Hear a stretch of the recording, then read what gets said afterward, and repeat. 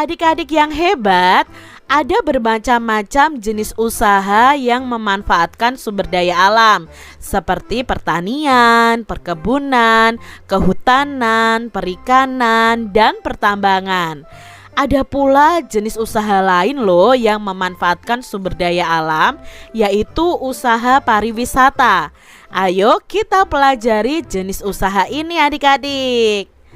Nah, di sini ada bacaan yang berjudul Melihat Jejak Merapi di Kali Adem. Kali Adem itu terletak di lereng Gunung Merapi di Yogyakarta. Dahulu tempat ini itu terkenal sebagai lokasi perkemahan yang asri. Fasilitas di areal wisata Kali Adem dahulu itu cukup komplit.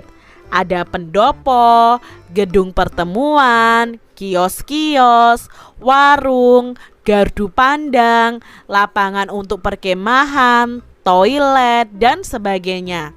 Akan tetapi setelah Merapi meletus pada bulan Juni 2006, sebagian besar fasilitas itu lenyap terkubur lahar.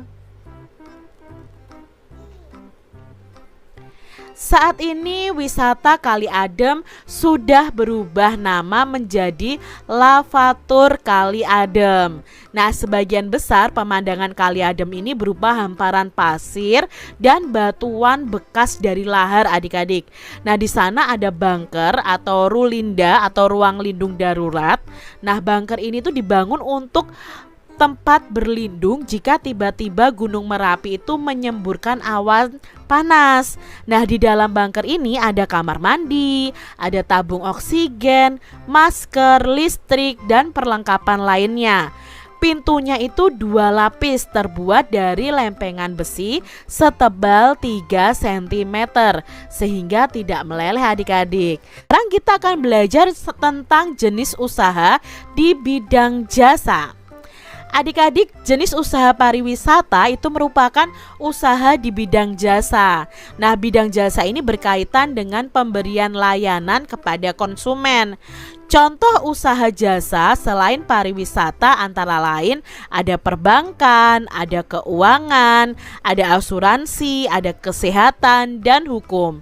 Nah, sektor jasa di Indonesia terutama pariwisata itu berkembang sangat pesat.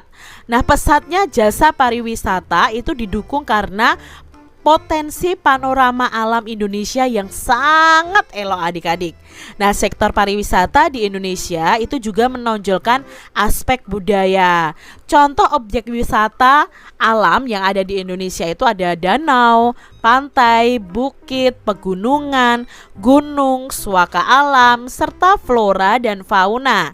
Nah, sedangkan untuk contoh objek wisata budaya itu ada kesenian daerah, upacara adat, keraton, dan candi.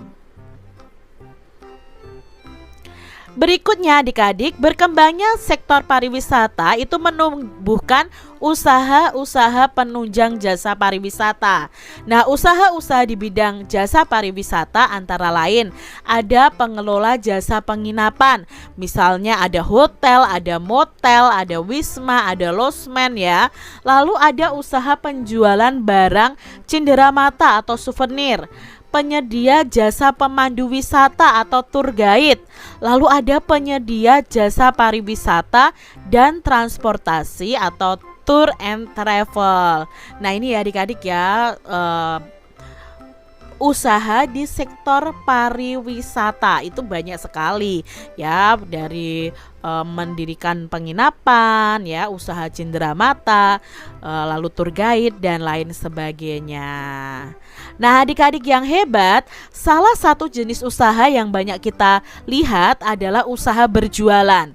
Mulai dari penjual buah, makanan, barang-barang keperluan sehari-hari, hingga para penjual kendaraan bermotor. Dari jenis usaha itu, para pedagang akan mendapatkan atau memperoleh penghasilan untuk kehidupannya sehari-hari.